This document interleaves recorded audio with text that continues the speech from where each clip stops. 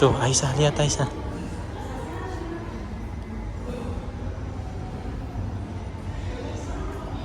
Mas sama Bunda datang.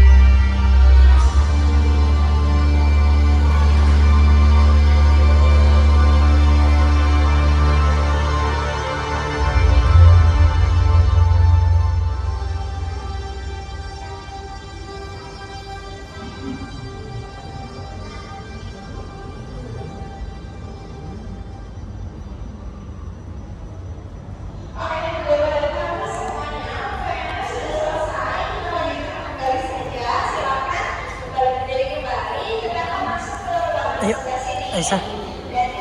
Aisyah, ayo sama ya. Sama ya.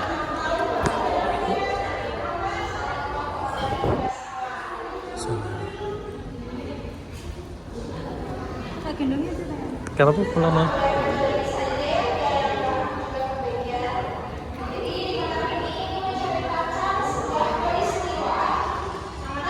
Ayo, sana.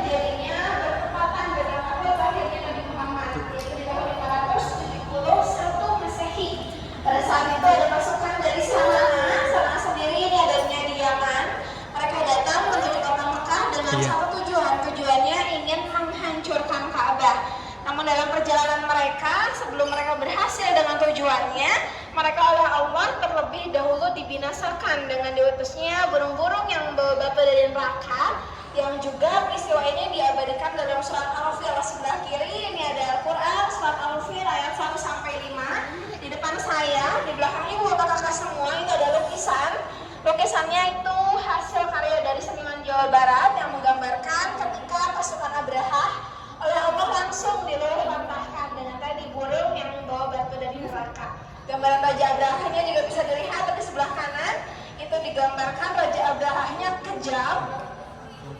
menangis. Mukanya kurang lebih seperti itu.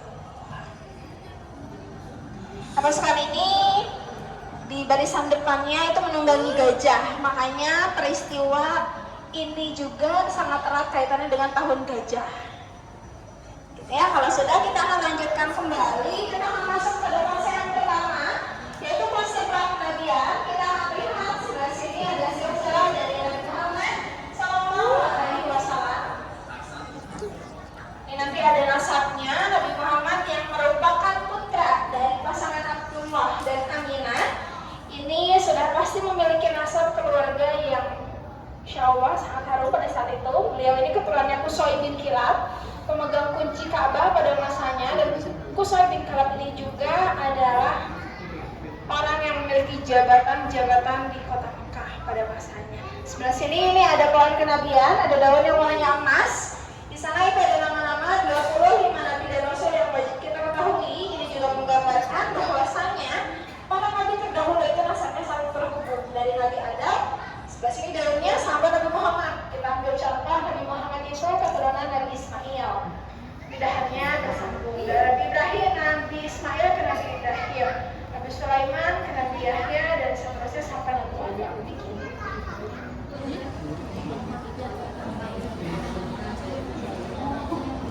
Berikutnya sebelah sini ada kisah. Kita lihat dulu tayangannya. Ini gambaran ketika Rasulullah mendapatkan mukjizat selain Al-Quran. Nabi Muhammad juga mendapatkan mukjizat lainnya, yaitu dibelah dadanya, disucikan hatinya menggunakan air Zam-Zam. Dan ini menjadikan semasa hidup Rasul ini hidupnya maksum atau terpelihara dari perbuatan maksiat. Ini terjadinya ketika Rasulullah umurnya 2,5 tahun. Beliau masih diasuh oleh ibu susuannya, namanya Ibu Halimah. Nah, ini ilustrasinya. Dan di umur 4 tahun Rasul ini dikembalikan ke ibunda kandungnya. Dan di umur 6 tahun pada saat itu Rasul diajak untuk dikenalkan kepada keluarga ayahandanya Abdullah di Madinah. Namun dalam perjalanan pulang dari Madinah, beliau ini atau ibunda Halimah, ibunda Aminah ini wafat di sebuah perempuan namanya Quba. Lalu di umur 6 tahun beliau menjadi yatim piatu. Pengasuhannya dilanjutkan oleh kakeknya namanya Abdul Muthalib. Bersama Abdul Muthalib, Rasul ini mendapatkan cinta kasih yang sangat luar biasa. Nanti salah satu kisahnya bisa dibaca saja.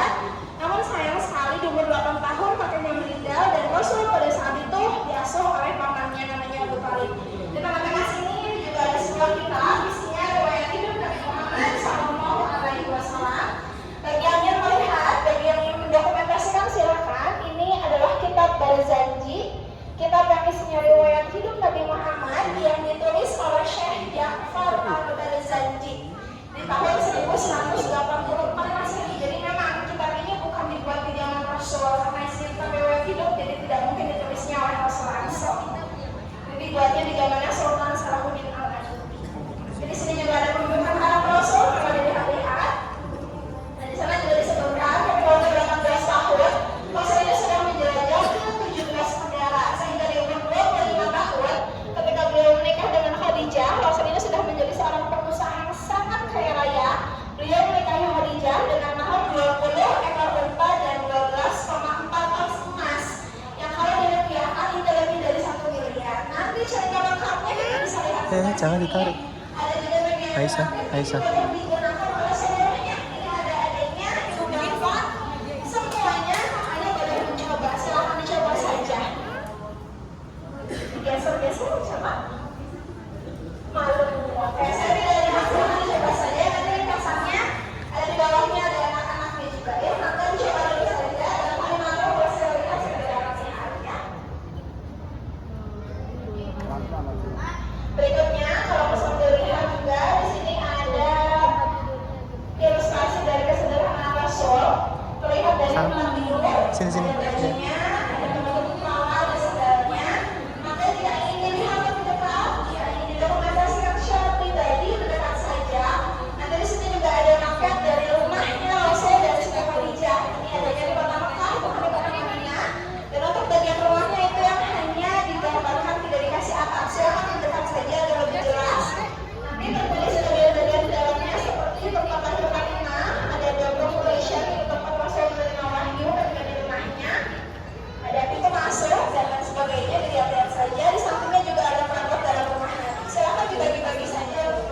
kalau lihat dulu. Masih, masih tanya.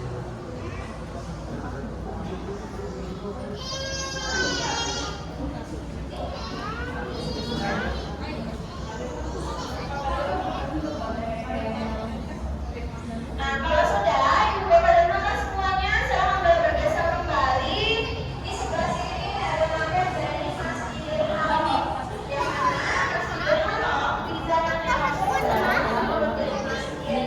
Ini gedungnya adalah Sana. Nggak apa-apa dah. Kalau capek bilang ya.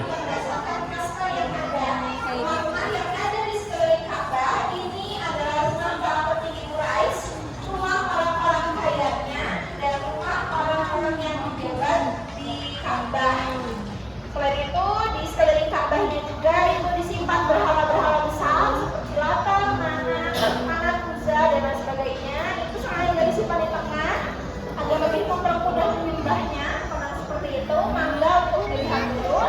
Sebelah sana juga nanti ada bagian-bagian Ka'bah, ada Hajar Ismail, ada Hajar Aswad untuk adik-adiknya. Boleh yang melihat dan bagian-bagian Ka'bah ada di sebelah sana ya. Untuk bapak ibu juga silakan jika ingin didokumentasikan boleh sekali ya.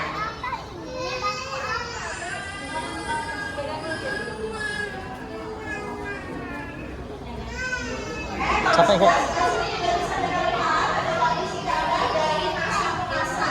Ada gambaran Ka'bah yang pertama kali dibangun menjadi sebuah bangunan.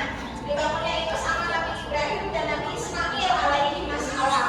Dulunya hanya tumpukan batu yang dibekalkan dengan lumpur dan tanah liat. Yang kalau di masa-masa berikutnya Ka'bah ini tidak berubah, hanya disempurnakan. Pertama kali dikasih kiswah itu di kisaran tahun 450 Masehi. Orang yang menutupinya namanya As'ad al-Himyari. Kisah selengkapnya ada di sebelah sana. Kalau di sebelah sini ini tahun 2020, Ka'bahnya sudah lebih sempurna, dilapisi dengan kiswah yang terbuat dari kain sutra yang sangat lembut dan dilapisi dengan emas juga. Maka dilihat saja perubahan dari setiap masa.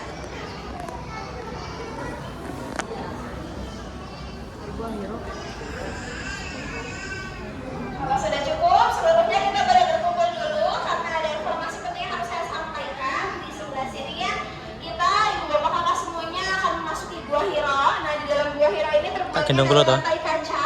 Yang Semuanya tak tidak usah gendongin. khawatir terpecah karena Tak gendongin. insya Allah ini aman. Sampai Namun ini. saya harap seluruhnya tidak ada yang Bisa. terlalu lama berdiam dirinya atau tidak boleh ada penumpukan saja. Jadi seluruhnya sambil maju saja. Tapi insya Allah ini tetap aman ya.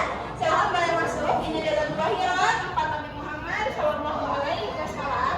Mana di bawahnya pertamanya ini ada sepenggal percakapan antara malaikat Jibril dan Nabi Muhammad. Sini juga ada Al-Quran surat Al-Alaq.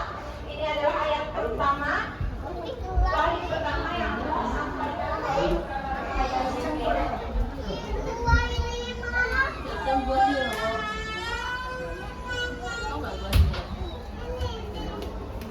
Oke, kalau ini adalah gambaran lebih jelas di dalamnya. Kalau tadi mungkin tertutupi oleh lantai kaca, juga ditutupi dengan gelapnya gua. Nah, di sini diperjelas kembali bebatuan yang ada di dalam Gua Hira. Dan jika sudah nanti di sebelah kanan kiri saya ini ada perkataan para sahabat. Jika ibu bapak kakak semuanya ingin membaca terlebih dahulu, mangga. Yang sudah kita langsung masuk ke sebelah sini. Kalau mau dibaca-baca dulu boleh, kalau sudah kita ke sebelah sini dulu saja.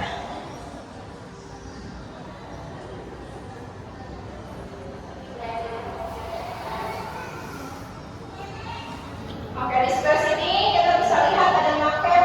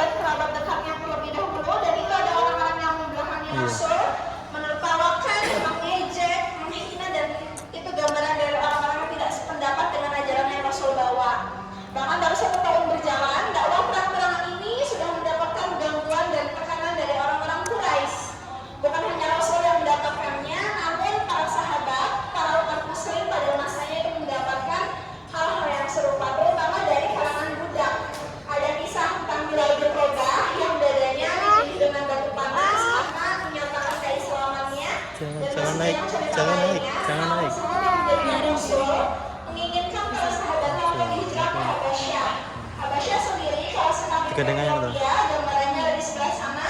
Itu dari kota Mekah nyebrang ke Laut Merah nanti sampai di Habasyah. Nah, alhamdulillah di sana Habasyah itu Aisyah. pada saat itu dipimpin oleh seorang raja yang sangat bijaksana. Umat muslim diterima dengan sangat baik. Bahkan Raja Habasyah pada akhirnya masuk Islam di tangannya Ja'far bin Abi Thalib. Nanti selengkapnya mangga dibaca-baca dulu saja.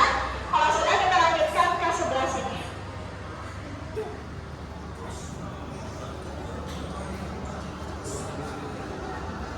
Oke, kalau di sebelah sini ceritanya Muhammad Muslihat kalau ketika Rasul ditinggalkan oleh Abu Thalib namanya Rasulullah yang paling setia dan yang paling menjadikan bagi Rasul ketika Abu Thalib wafatnya dalam keadaan tidak bersyahadat. Padahal Abu Thalib ini adalah sosok yang selalu menjadi garda terdepan ketika Rasul diganggu oleh orang-orang Quraisy, oleh kerabat-kerabatnya sendiri. Dua-dua setelahnya lagi-lagi Allah menguji Nabi Muhammad dengan wafatnya Ibnu Khadijah yang adalah istri Rasulullah yang melahirkan keenam anaknya yang memberikan seluruh kekayaannya untuk kepentingan dakwah Islam. Di sini Rasul sangat bersedih dan beliau berdoa, doanya di sebelah sini. Maka ibu bapak apa semuanya untuk doanya. Karena kali ini dibaca dulu boleh ya.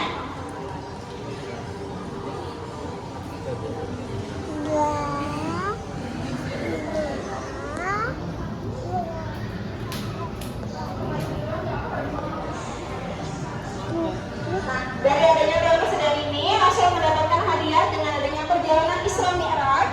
Nah, kita akan menonton tayangannya. Ada ilustrasinya. Sebelumnya, bagi yang ingin mengetahui perjalanan Isra ada alurnya sebelah sini. Jadi Isra itu bukan hanya dari Masjidil Haram langsung ke Masjidil Aqsa, tapi berhenti dulu di beberapa tempat untuk berdoa. Mangga kalau mau dari lihat sebelah sana. Ini juga ada alur perjalanan Mi'raj, perjalanan dari Masjidil Aqsa ke Sidratul Muntaha yang menembus 7 lapis sananya terlebih dahulu, serta bertemu dengan para nabi terdahulunya di setiap rangkaiannya. Boleh di sini duduk dulu, kita akan menonton. Nanti bagi yang takut boleh nonton di luarnya, tapi suaranya akan aman. Diisi sambil bagian depan kanan kirinya, nanti silahkan mengikuti instruksi dari bapak security-nya. Aisyah sini sama Ara. Sudah. Ini sama Ara.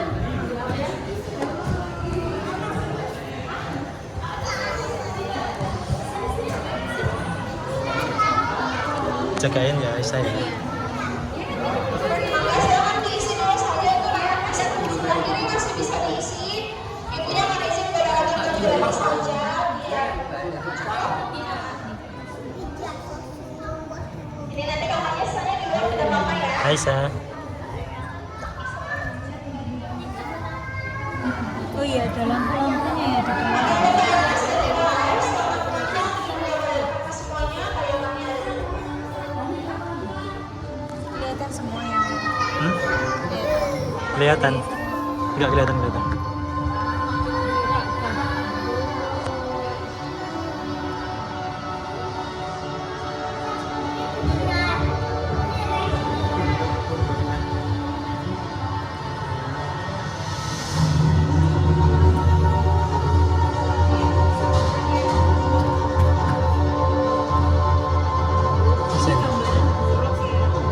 Hah? gambaran burung. Iya.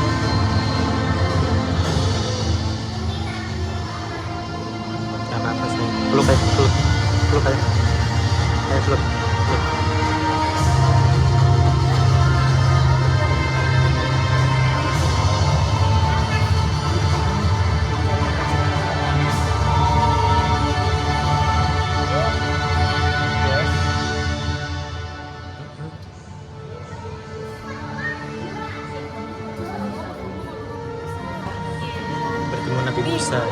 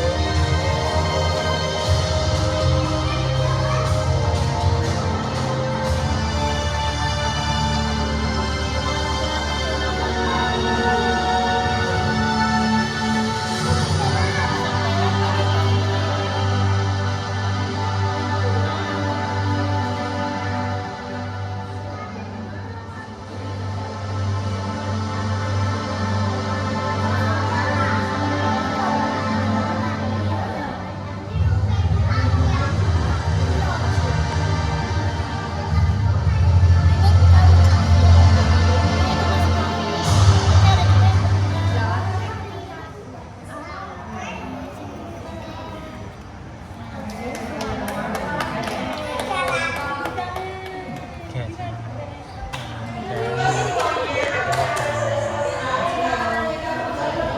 Tak gendong lah. Gak apa-apa tak gendong.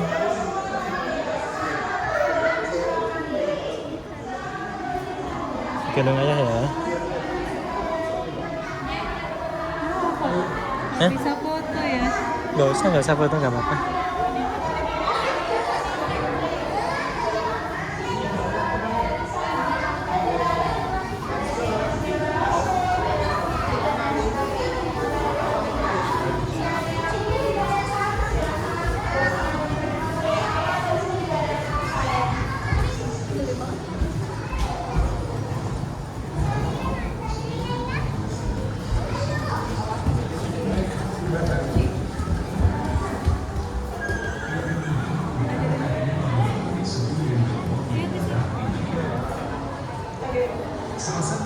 Kami kita di sini kurang lebih ada 10 menit dari pergunakan sebaik mungkin saja ya. Ini apa ini? Persaudaraan Muhajirin. Rasulullah membangun masjid yang kedua, yaitu Masjid Nabawi yang dibangun di sebelah tempat tinggal beliau. Meskipun Rasulullah serta para sahabat telah hijrah ke Madinah, namun kaum kafir Quraisy justru tetap gencar melakukan ancaman dan Silakan ya, nanti kalau mau masuk ke dalam juga ke area udah boleh kok ya, kalau ada yang ditanyakan silakan ditanyakan. selalu dalam keadaan siap siaga. Ini berkembang ada di kota Madinah cerita di sana. Dalam kondisi seperti itu, Allah Ta'ala Ya dari kemarin kalau di kota Madinah itu kondisinya lebih subur, kalau di Makkah itu lebih sering. terjadilah beberapa permasalahan seperti perang Badar,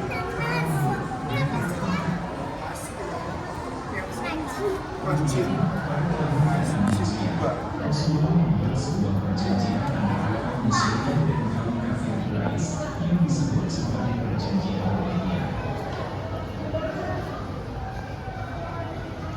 Nanti masuk ke sini. Salah satu isinya adalah kesepakatan untuk melakukan perang salah. Raudah. Namun, 2 tahun berselang, perjanjian Hudaybiyah dilanggar oleh kaum kafir Quraisy. Perang Badar. Setelah mendengar kabar tersebut, Rasulullah menurunkan 10.000 pasukan menuju ke Makkah. Sini. Ayo. Situ. Kota Makkah pun jatuh ke tangan kaum muslimin dengan damai dan tanpa pertumpahan darah.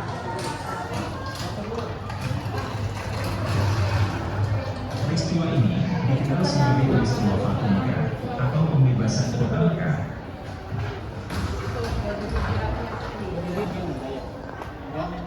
Di tahun ke-10 Hijriah, Rasulullah mengajak 120 jemaahnya untuk melakukan haji perpisahan yang juga merupakan haji pertama dan terakhir yang beliau tunaikan yang disebut sebagai haji wada. Ya Allah. Ya. Pada tanggal 12 Rabiul Awal tahun 11 Hijriah, atau 632 Masehi, Rasulullah wafat setelah melakukan sholat subuh berjamaah yang diimami oleh Sayyidina Abu Bakar As-Siddiq, dan beliau dimakamkan di rumah Siti Aisyah. Ada yang memahami ini adalah area Raudhah, dan di sini ada mimbarnya Rasulullah. Apa? Sebelah sana ada mihrab. Hari terakhir Nabi hingga wafat. Sebelah sini ada yang butuh penjelasan ditanyakan saja. Nanti juga ini ada kotak-kotak surat. Ini adalah gambaran atau kopian surat yang Rasul kirim kepada para raja di tahun 7 Hijriah. Sebelum sampai di kota Madinah, Rasulullah singgah terlebih dahulu di daerah yang bernama Quba dan membangun masjid pertamanya, yaitu Masjid Quba. Capek. Sini. Gantian. Gak apa-apa temanya. Nggak apa-apa. Sini.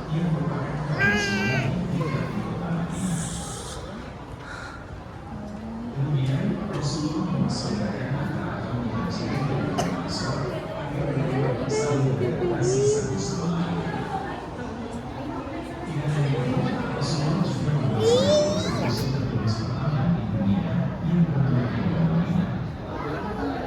Yang ini ditandatangani oleh berbagai suku dan kelompok yang menetap di Madinah. Salah satu fungsi pilihan Madinah adalah menyatukan dan menciptakan kehidupan masyarakat yang damai dan Mau foto. Apa nggak usah foto. Gak usah foto ya. Rumah Siti Aisyah. Sana. Sana. Nggak di sini nggak? Hah? Apa? Udah kesut dari tadi.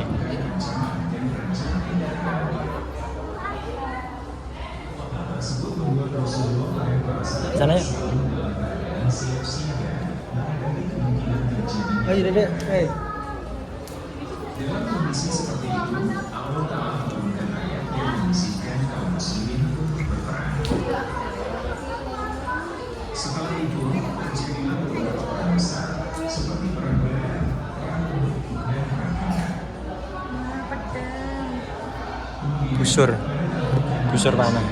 Rasulullah membuat sebuah perjanjian antara kaum muslimin dan kaum kafir Quraisy yang disebut sebagai perjanjian Hudaybiyah.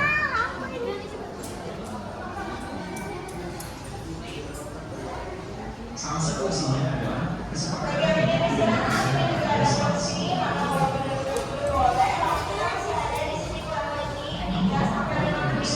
perjanjian Hudaybiyah. Ayang, bisa dipencet ini.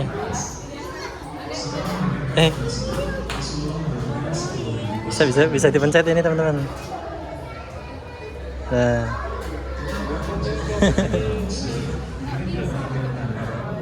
Semoga 10.000 pasukan muslim.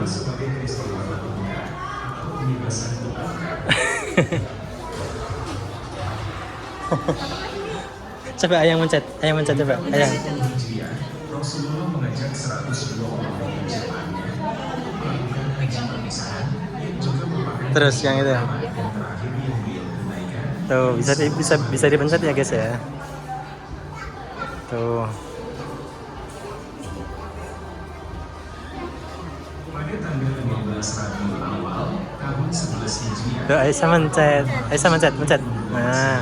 Rasulullah wafat Udah, yuk pindah yuk gantian. berjamaah yang diimami oleh Sayyidina Abu Bakar As-Siddiq dan beliau dimakamkan di rumah Siti Aisyah. Haji Wada. Ini sedih banget ya teman-teman ya. Haji Wada.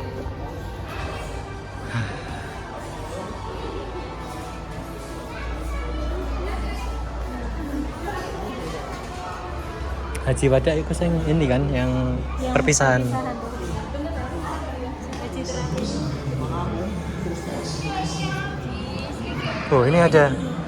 Ini nggak apa-apa ya diinjek. Oh ini kayak ada ini kan. Nggak apa-apa ini diinjek kan. Senang banget. Aisyah mau ikut cobain. Main. Sini Kak. Ada gambarnya.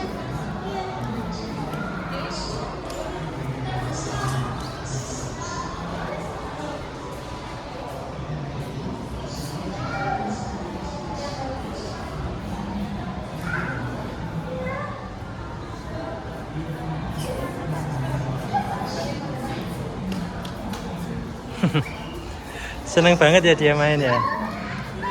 Empuk soalnya, empuk juga.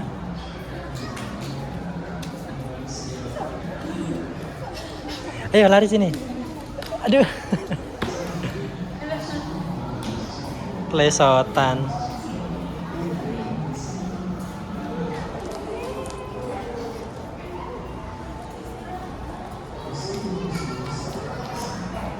Oke, teman-teman semuanya, kita sudah selesai. Ya, Aisyah. Ya. Kita akan lanjutkan Aisyah. kembali. Silakan ini ada di bawah adalah ilustrasi ketika Islam masuk ke Indonesia dan ke Jawa Barat. Dan di sini juga ini ada peta persebaran Islam, ada titik-titik yang berwarna kuning, putih, dan merah. Itu adalah jalur-jalur perdagangan. Yang putih itu adalah jalur perdagangan rempah-rempah. Yang kuning adalah jalur perdagangan kayu manis. Dan yang merah itu adalah jalur perdagangan sutra. Dari adanya jalur-jalur perdagangan ini, tokoh-tokoh muslim bersebaran ke seluruh dunia hingga sampai ke Indonesia dan sampai pula nanti pada akhirnya ke Jawa Barat. Nah, fase yang terakhir ini adalah fase sejarah Islam di Jawa Barat. Oleh karenanya kita akan lihat dulu ini ada peta Jawa Barat. Nah, Islam ini pertama kali masuk ke Jawa Barat itu ke Cirebon dulu. Di Cirebon sendiri ada seorang tokoh yang sangat masyhur. Sebenarnya banyak, tapi saya akan ambil satu, yaitu Syekh Syarif Hidayatullah atau Sunan Gunung Jati. Yang ini dakwahnya dari ujung Cirebon sampai ke ujung Banten. Jadi banyak tempat yang didakwahi oleh Sunan Gunung Jati ini yang ada bintang-bintangnya adalah lokasi-lokasi dakwahnya dari Sunan Gunung Jati atau Syekh Syarif Hidayatullah. Mangga dilihat-lihat. Adapun ini angka 1 sampai 8 bukan urutan masuknya. Kalau mau tahu ini apa, keterangannya ada di sampingnya. Maka kalau mau dibaca atau difoto buat dibaca di rumah boleh ya. Dan karena pertama kali masuknya ke Cirebon, ini ada gerbang Cirebon, ini sebagai simbol bahwasanya Islam pertama kali masuk ke Jawa Barat. Nggak apa-apa dong gendong Aisyah. Sini ada 10 tokoh penting yang mengawali penyebaran Islam di Jawa Barat. Yang pertama adalah Pangeran Bratajaya. Yang ini adalah orang Sunda pertama yang naik haji, makanya disebut juga Haji Purwa.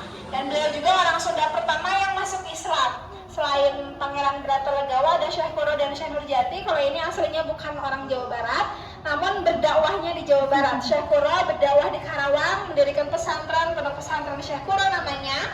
Syekh Nurjati ini juga mendirikan pesantren, namanya pondok pesantren Pasambangan. Nanti lengkapnya kita akan lihat. Barangkali mau difoto, silahkan. Di tengah-tengah kita ini ada pedoman hidup masyarakat Sunda kuno, namanya adalah Kitab Samhyang Siksa Kandang Karesian. Ditulisnya dengan aksara Sunda seperti yang di atas, menggunakan bahasa Sundanya, dan kalau yang aslinya ini disimpannya di Perpusnas. Yang di sini hanya replikanya. Ya, maka kalau mau dilihat-lihat boleh. Berikutnya sebelah sini juga ada 6 pondok pesantren tertua di Jawa Barat. Yang pertama itu dibangun tahun 1418. Maka dilihat ada pondok pesantren Syekh Kuro. Sama yang belakang nanti di sini ada pondok pesantren Asyafuddin. Tak gendong Aisyah ya. Ini juga ada tokoh-tokoh lain yang berpengaruh sangat besar dalam perkembangan Islam di Jawa Barat. Maka untuk dilihat-lihat dan jika sudah kita sudah sini dulu. Ini ada Mushaf Sundawi. Ini nanti ada yang kan? Ini nanti ada kami mushaf digital. Pada mushaf digital ini akan diperlihatkan motif-motif yang ada dalam bingkai Al-Qur'annya. Jadi sebenarnya ini ada Itu bisa di ini kalau di di sini sebenarnya tidak cukup. Jadi di sini diperlihatkan di mushaf digitalnya. Caranya seperti membuka buku Bisa saja. dibuka Tangannya kalau gitu. agak lemah, sensornya ada di sini. Coba nih. Bismillahirrahmanirrahim. Nah, bisa ya, silakan semuanya boleh coba. Ini yang tengah ada bagian Al-Quran. Ya, sana ya. Kalau sebelah sini ini ada peti penyimpanan mushafnya. Karena ukurannya yang besar, jadi mushaf ini disimpan dalam peti per 10 juz Al-Quran. Ini ada juz 1 sampai 10, sisanya yang lainnya ada di perpustakaan Masjid Pusdai. Jadi barangkali ada waktu ingin tahu lebih tentang mushaf Sundawi ini, boleh main ke perpustakaan Masjid Pusdai. Sebelah sana juga ada mushaf lainnya, ada mushaf Istiqlal, yang ungu sebelah sana ada mushaf Atin, ada mushaf Jakarta, ada mushaf Kalimantan Barat juga. Maka dilihat-lihat, ini ada mushaf Sundawi yang ada arti pakai bahasa Sundanya. Oh.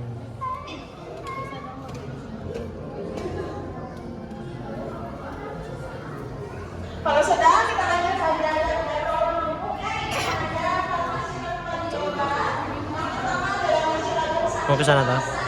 Ya.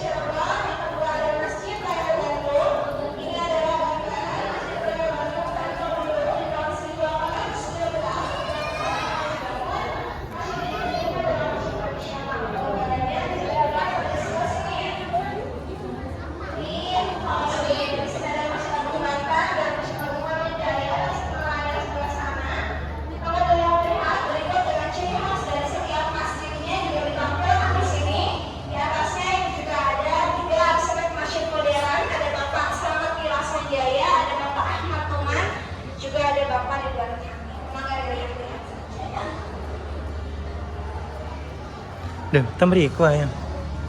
Masih Bandung. Masih di Bandung. Ya, tempo dulu. Iya, tuh masih Bandung. Yang ini masih apa ini? Cirebon.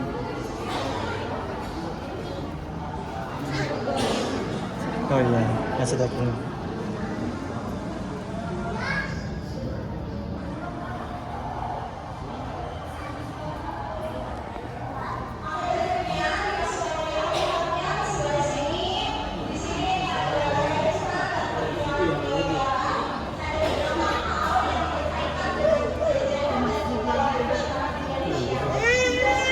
Iya.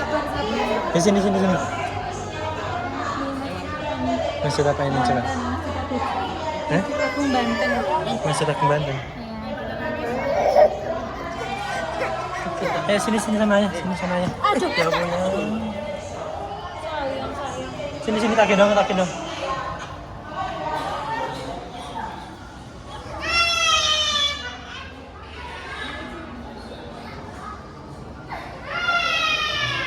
Udah nggak apa-apa Aisyah. Nggak apa-apa. Nggak apa-apa.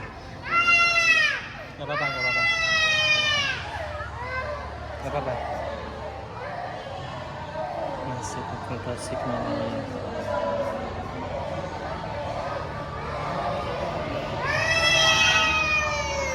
Sakit ya? Iya. Ini lihat ini apa ini? Konstruksi kayu Agung Banten.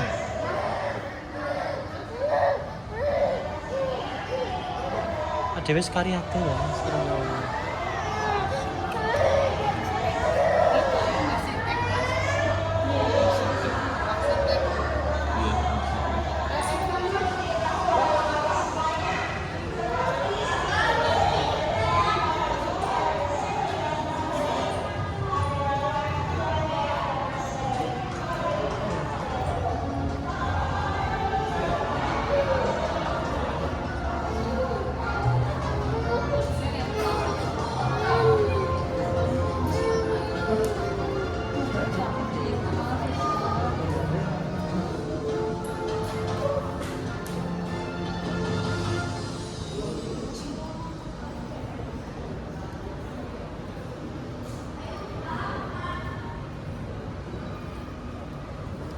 Kok akas yang kosong ya? Iya. Ini.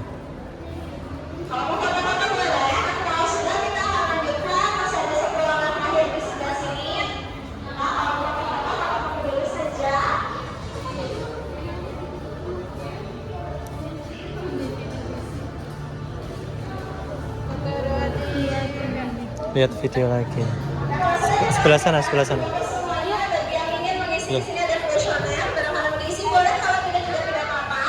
Di sini ada ruangan terakhir,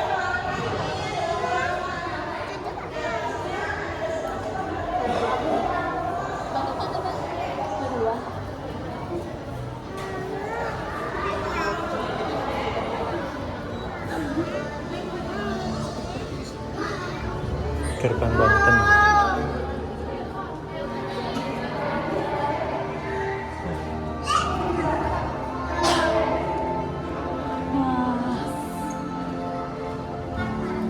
Kelihatan nggak ya?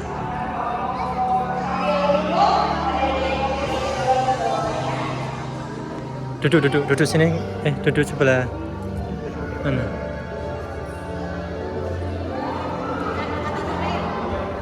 Jangan di tengah-tengah, yang tengah-tengah kurang kelihatan.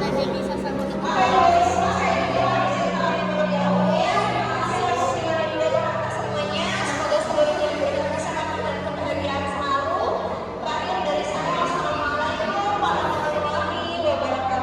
Waalaikumsalam warahmatullahi wabarakatuh. Udah mau keluar nih. Keluar ayo. Mau keluar apa di sini dulu?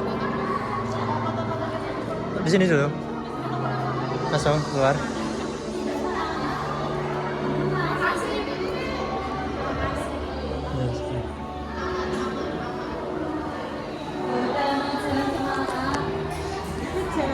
Hah.